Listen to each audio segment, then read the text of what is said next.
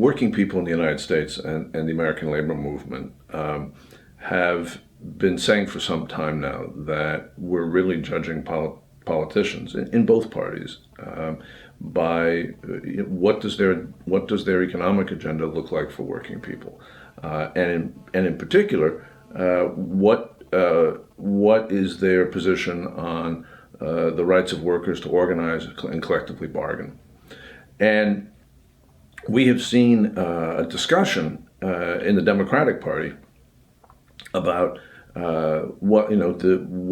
we've seen a discussion about how much of an economic agenda do the Democrats need to have, and how transformative should that economic agenda be.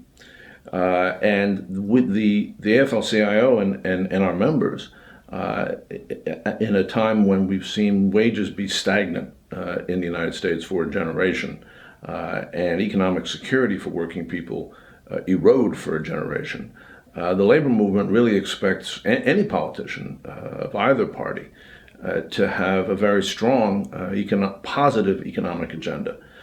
This is, in my role as policy director, I also think about this through the question of what does the future of work look like? What does the future of the United States look like in a globalized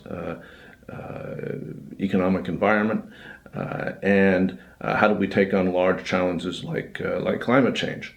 And we can't do these things by standing still. We have to have a government that has a really aggressive, proactive agenda, both for investing in our country and for making sure that the gains from investment, the gains from productivity growth, go to working people fairly, which is something that we haven't really seen in a generation.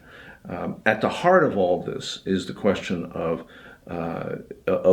will workers have an effective right to organize and bargain?